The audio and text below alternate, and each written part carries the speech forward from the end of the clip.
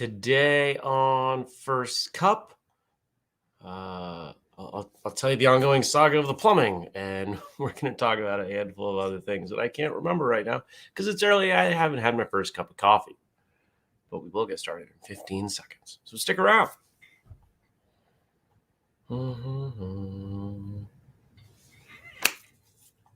Okay. 3, 2, 1. Good morning, everyone, and welcome. Today is Tuesday, January 18th, 2022. My name is Jeremy. This is my first cup of coffee. Hello to all of you, whether you're watching live, maybe you're watching later, maybe you're listening to this as a podcast. I appreciate you joining me. And I just... This might be one of those days, where the brain doesn't quite click right. I caught up on sleep. Sunday night, I did not sleep well. I went to bed late, and even then, I did not sleep well. Because if you missed yesterday, you know that I was having some plumbing problems. It's not a metaphor, literally plumbing problems. Good morning, Frank, and good morning, Jenny. Well, I am very fortunate that a mile down the road, I am friendly with a plumber. And he comes and he does work when I need him, and he's great. And so I texted him at 7:30, and I was like, hey, help. So he came up and digging around in there, and he's like, yeah, this isn't good. And I was like, oh. To me, not good is like the pressure tank or the hot water heater, something big and expensive. It wasn't even close to that bad. There was a pipe that burst, but it was relatively simple for him to fix, temporarily anyway. He's going to come back later this week. We got a couple things that need to get fixed, but I have water with the exception of cold water in the shower. Everything else works. That's it. I haven't showered yet, but I will be doing that after the show. Showering with only hot water sounds risky. So we will have to see. This might be, I don't know. I don't know how that's going to go. Now, if it was a cold only shower, that I can do. I've done that. You just make it really quick. Good morning, Daniel. Good morning, Dennis. So other than that, it was a light day. I did a handful of projects. There are a couple little things that I'm trying to get dialed in. For example, if anybody's familiar with the programs that we make, we tried breaking those out into a separate website. I put a lot of time and money into those. whistlekickprograms.com, made a whole separate site and sold almost none, and was paying a monthly fee for the platform we were using. And I said, you know what? It's not worth it. Let's just fold it back in. So we did. So we folded it back in. But whistlekickprograms.com is still going to that old spot. Of course, it doesn't work. And so I spent like an hour working on that yesterday, trying to figure out why. Keep in mind, this is something I do for other people professionally. And something's not right. I can't figure it out. It's driving me nuts. So probably tackle that tomorrow. I got a box right there that's going to go to Amazon today. Hopefully today. But I didn't even leave the house. By the time the snow stopped, it was like 3:30, 4 o'clock. And I was like, let's go see if I have to snow blow the driveway. I had to snow blow the driveway. There was a good 8 to 12 inches out there. So I snow blowed the driveway and came in and made dinner and went to bed at like 8 o'clock because I was exhausted from not sleeping the night before.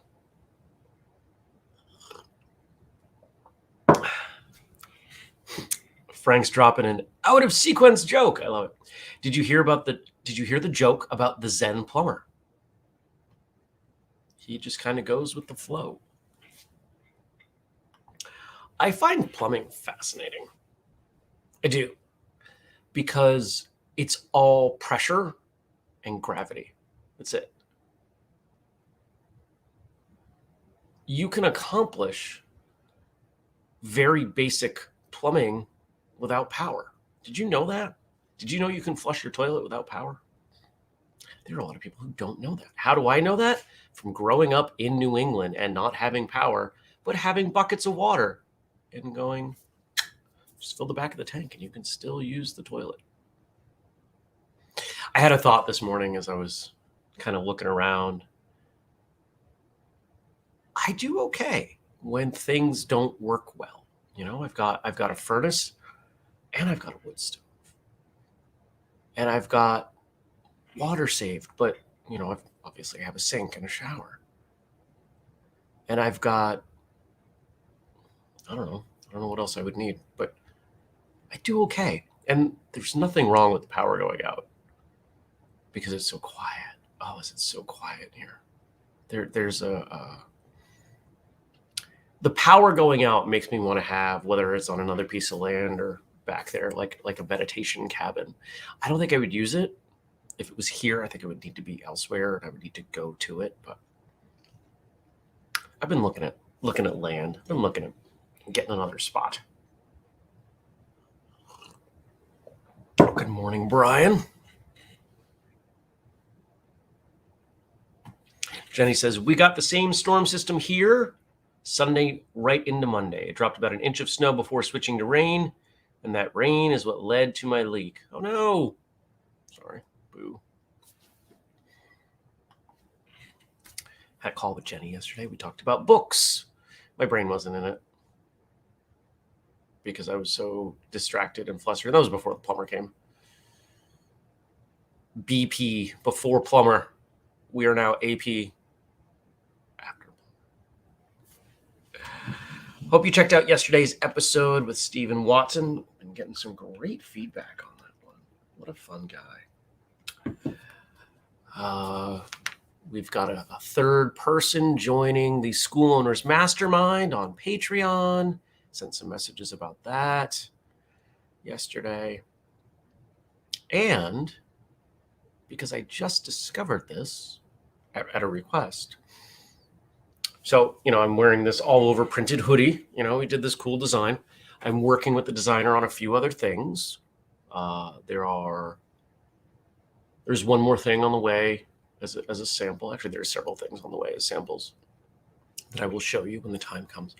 But we've got more things that we're working on. And one of those things that we're working on is a gear bag. So I've got a question for those of you in the chat. If there was an amazing design, similar to not necessarily similar to this, but like printed all over as opposed to every other gear bag, which even like the one I have over there has our logo in a couple spots, but we could print on the whole thing, assuming it was reasonable quality, not like the best in the world, but certainly not junk, but it was a good size duffel. What would you be willing to pay? Not what do you want to pay, because the price on these things is not, it's kind of dumb how expensive these are. But I want to see if making one of these for .com makes sense. So what's the most you would pay for an awesome duffel bag? Tell me.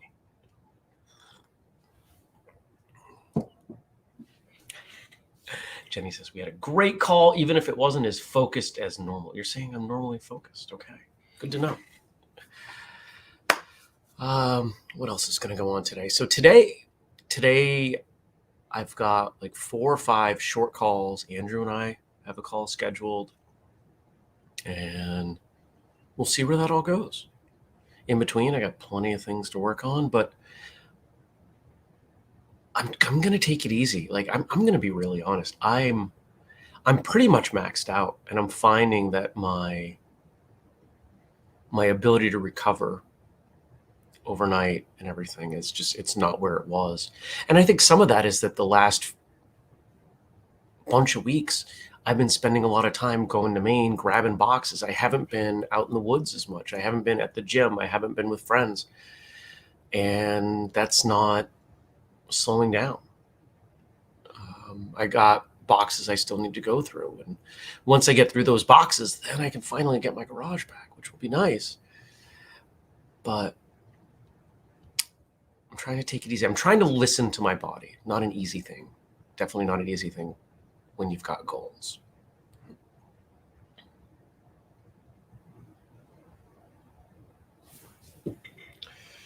All right. Well, Daniel is distracting people from the question. A reasonable statement. I wouldn't pay silly money just for a design. At the end of the day, it's a bag that gets chucked around all over the place. I don't want to have to worry about my gear bag getting dirty. But Dennis comes in the other end. Decent quality with one of whistlekick's killer designs, and I am in need of a new gear bag, $100. Okay. So we got two ends of the spectrum there.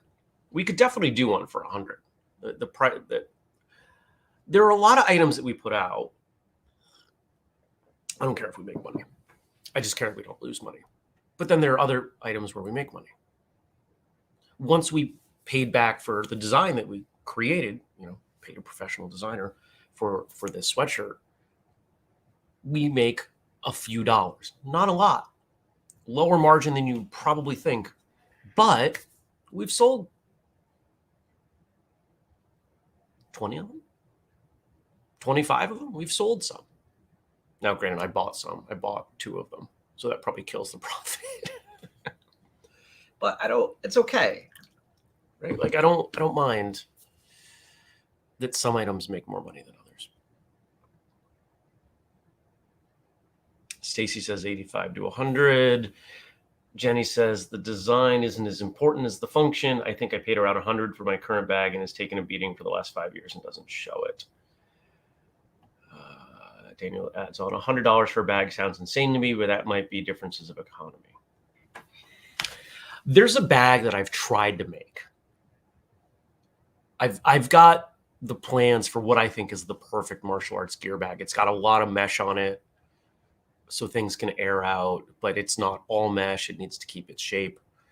And I don't even know how many bag samples I have out in the warehouse. One of the things I'm trying to do this year is clear through some of the samples. Some of the samples were necessary on the road to figuring out what I want. But a lot of those samples out there were customized. They've got logos on them. So one of the things I'm going to try to do this year, and getting rid of this box over here is a step towards it. We're going to have a clearance section on whistlekick.com. So if you want some of these interesting one-offs that have our logo, like there are some gloves out there that there will never be other pairs made. Maybe people want them. I don't know. Them sitting there taking up space, collecting dust, not making money seems like a waste of everything.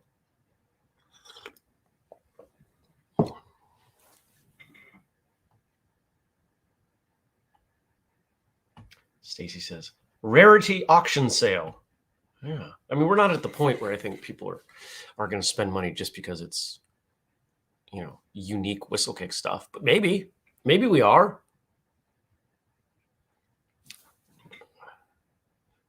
And Daniel, this is the most crotchety old man, get off my porch that I've ever heard you. My current gear bag cost me 25 pounds, about $35. It's nothing fancy, but it holds all my kit. It's all good. It's all good. So that gives me an idea. It gives me an idea that there's enough going on here that if we can knock the design out of the park, people would step up. So I've got a plan. We're going to explore that plan. There we go. Speaking of plans, anything else planned for the day? Getting out of here. I was here pretty much all day Saturday. I was in a car all day Sunday, and I was here all day yesterday. Kind of going nuts, going stir crazy. So I will leave here. What's my last call? I got to call it. Oh. So I have a call with someone this evening. I had someone that I thought was lined up that I thought might help me out opening a school. That person has fallen through. Or I should say that person has ghosted me. Now, I know they're busy, and I understand that. And they're going to pop back up and say, I'm sorry. It's all good. There's a very slim chance they even see this.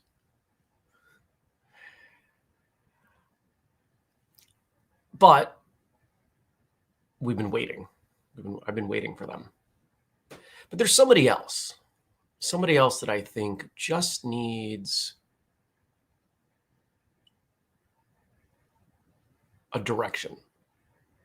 And I could see working well with this person. So we're going to have a conversation tonight. And maybe on the other side of that conversation,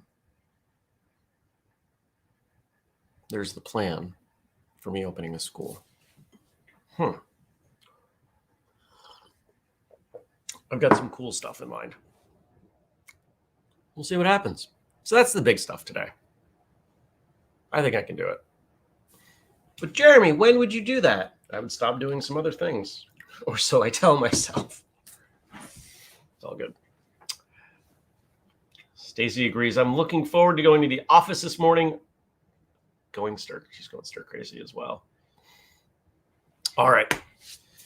Let's see what you got for me to talk about. Headed on over to Facebook.com/First Cup with Jeremy. Frank starts us off. Today is National Winnie the Pooh Day. The most recent Winnie the Pooh movie, I think it was called Christopher Robin, the live action one, saw in the theater. This goes back, 5 years ago? Sobbed like a child through the whole thing. It was amazingly well done. It pulled at the heartstrings in the right places. I thought it was a great movie. Frank adds on. Now, some of you might be wondering, what does a cartoon character have to do with martial arts? In China, there's a religion or philosophy known as Taoism. Many of you are probably familiar with some Taoist concepts such as the yin and the yang. You may have even heard of Taoism's central text, the Tao Te Ching. Well, there is another book that talks about Taoism that just so happens to include Winnie the Pooh, Benjamin Hoff's classic, The Tao of Pooh. Here are 3 quotes from that book. Bonus points to anybody else who can name I don't know if we call it a sequel, but the second book in that direction. How can you get very far if you don't know who you are?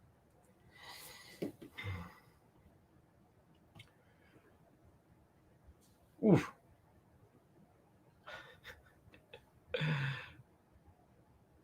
Stacy says, my first tattoo was the cover of the Tao of Pooh.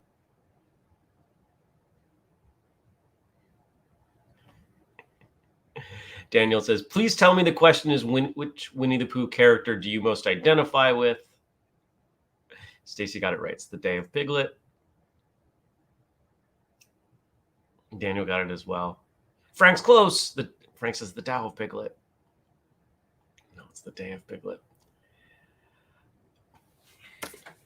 I have spoken at length, not so much recently, about understanding why you do what you do. Why do you train? Why do you go to that school? Why are you doing any of the things that you're doing, not just as a martial artist, but in life? If we think about a direction, if we think about a goal, I want to be this. In order to know how to get from A to B, you have to know where you are. And a huge component of knowing where you are is why you were doing the things that you were doing. Let's say your goal is to be, let's pick a goal. It's funny because a lot of martial artists don't have goals.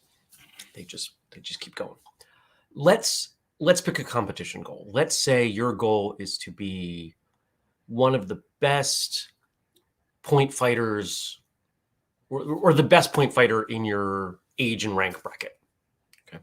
That's a goal. That's a clearly defined goal. There are a lot of things along that path you have to know to get there, or do rather. You have to improve your skill. You have to go to a bunch of competitions. You have to win, and you have to practice. But where are you? Well, I'm this caliber of point fighter at this time. Okay.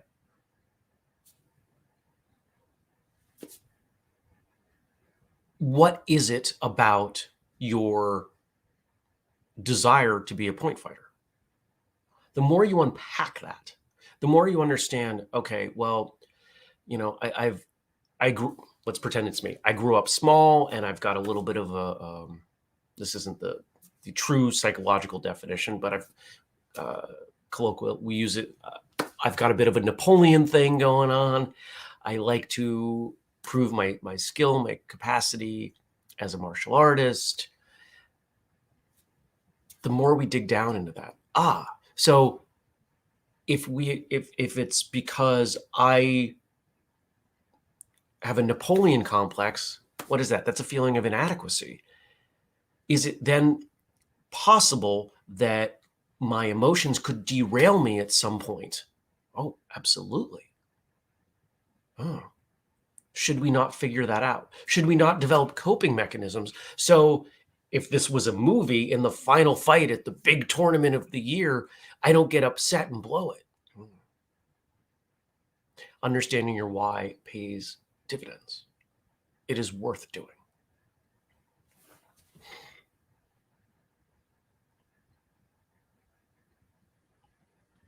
Stacy comments, there was never a Ching of Eeyore or Tigger or Owl. It's a good point. I don't think anyone would want to read an Eeyore book, at least not as Eeyore's philosophy. Eeyore's a cynic. How beneficial is reading about a cynic? Now that you could have a book where Eeyore has a conversation with someone else, maybe Tigger. Maybe somebody needs to write the something of Eeyore and Tigger. Because on the other side, you've got Tigger, who's just always happy, but gets into trouble. It doesn't work out. It's kind of ridiculous. Eeyore doesn't get into any trouble because he doesn't do anything because he's too depressed. I think all of us have elements of both of those, and I think that that's why the Winnie the Pooh stories are so timeless, as we can relate to all of these characters in some way.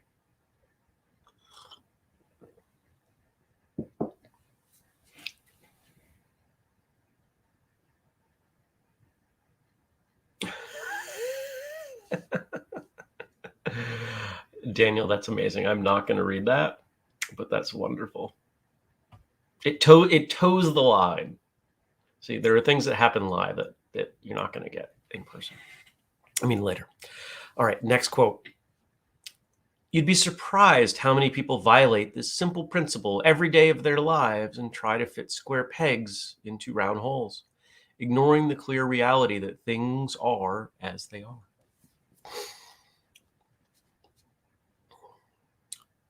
I've trained at schools where the instructor was a passionate fighter or a passionate forms practitioner, sometimes competitor. And the majority of their students gravitate toward that thing that they're passionate about because it skews into the way they teach and how often and all that. But I've also witnessed others who did not resonate with what was modeled for them. I've seen schools where there were students who would be much better off spending some time on their forms because they would feel better about themselves rather than not being such a great fighter around a whole bunch of great fighters, and vice versa. I've known people who didn't love forms and were surrounded by forms people, and they struggled to remember them. But as fighters, they were phenomenal.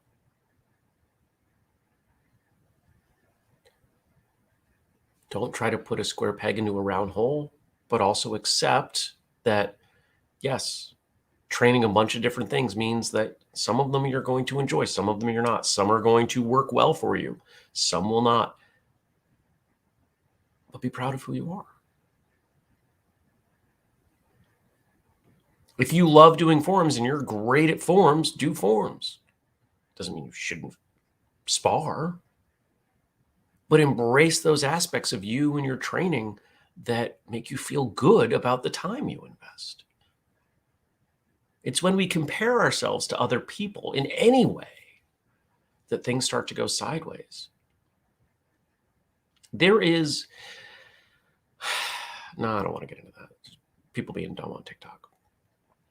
There is a constant pressure in any group towards being what that group collectively thinks is right, that kind of median, that collective median average, whatever you want to call it.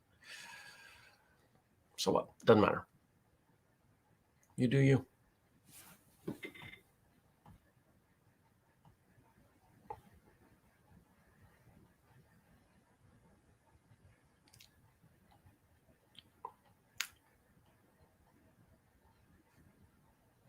Jenny says, I'm a mix of all of them, really, but most of the time I am rabbit and piglet. I can see that. I think we're all a mix of them. I think that's the point. I have Pooh days and Eeyore days and Tigger days.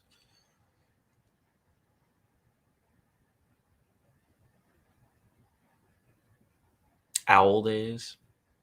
Not days, periods. And our final reference to this book today, the play it safe pessimists of the world never accomplish much of anything because they don't look clearly and objectively at situations. They don't recognize or believe in their own abilities to overcome even the smallest amount of risk. Do you want the best, in my opinion, numerical demonstration of that? Investments. The majority of people who invest in the stock market and pick very, very safe things,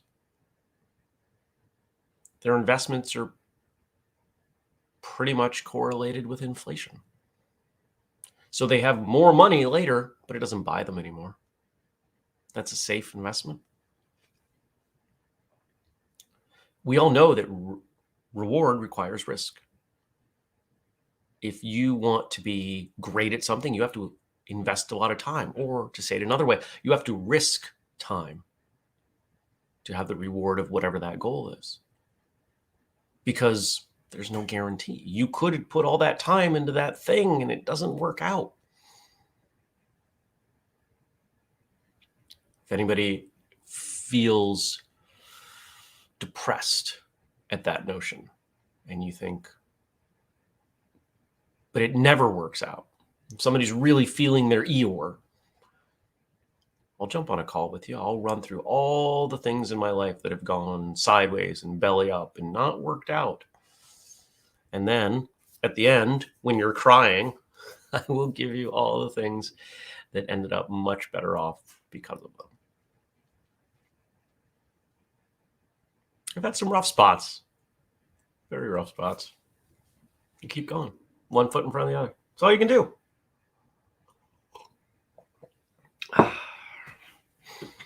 We got some add-ons here. Kelly says, I include a Pooh quote in my women's self-defense handout.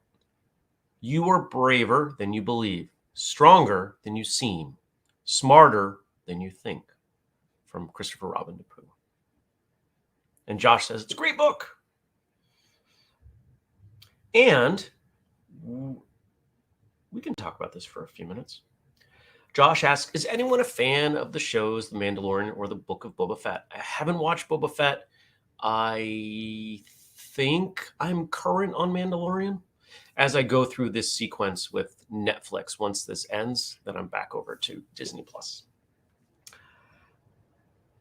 I don't know a whole lot about Star Wars, but I found them enjoyable. And for those who have seen the show, I was wondering what people thought of the way the Mandalorians fight hand-to-hand, given they're literally wearing suits of armor.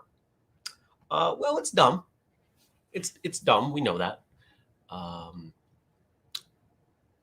I cannot fathom a situation where advanced technology has armor that is not padded to some degree to reduce impact force. Daniel says, Boba Fett is awesome so far. This is an example of where I think Disney's influence becomes important to notice. It's not a ton of gratuitous violence, right? Like, people get shot, people get hurt. You don't see blood, you don't see gore. And I think hand-to-hand combat in that context is an easy way to demonstrate cool choreography, which I think we all probably enjoy. But because they're wearing armor, we don't have to worry about witnessing injury, for good or for bad. It's a bunch of oh, nice, Dennis.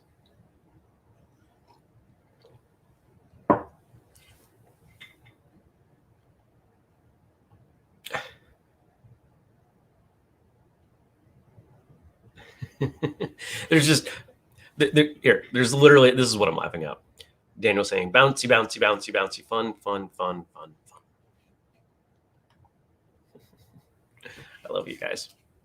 What do you guys think about that sort of choreography? I talked with my hand on it. What do you think of that sort of choreography? I think in that context, even trying to satisfy Disney's requirements, this is where hand-to-hand weapons, this is where sticks and whatever become more relevant. And from my incredibly basic understanding of historical European martial arts, this is where tripping becomes quite relevant. You know, you get somebody who's loaded up with armor, they're not moving super fast. And if you've got a stick and you can, you know, kind of pull their feet out from under them, that seems like a pretty good way to do it. I don't know what you guys think. Jenny asks, how could you read that without singing it? That's why I sang it.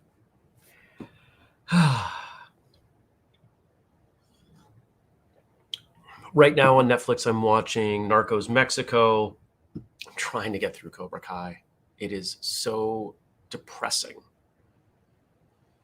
It's a very well told story, and I feel very sad when I watch it. I probably won't watch. Well, maybe tonight. We'll see where my mood is. If I'm riding low at all, I can't even do it because it's gonna pull me down. But I need to get through it. I think I'm on like episode 6. What else did I watch? Oh, there's a movie. What's the movie I'm watching? I don't even remember what it's called. But it's with Owen Wilson, and I don't hate it. It's an action movie. Anyway, it's a terrible recommendation. There's an action movie on Netflix with Owen Wilson that I think is new, and he and his family traveled to Asia for a job, and there's a political uprising. It's kind of rugged, but it actually makes a really interesting movie for self-defense training. You could watch that with a class and pause probably every minute to 2 minutes and say, okay, what did he do right? What did he do wrong? Because there's a lot of right and there's a lot of wrong.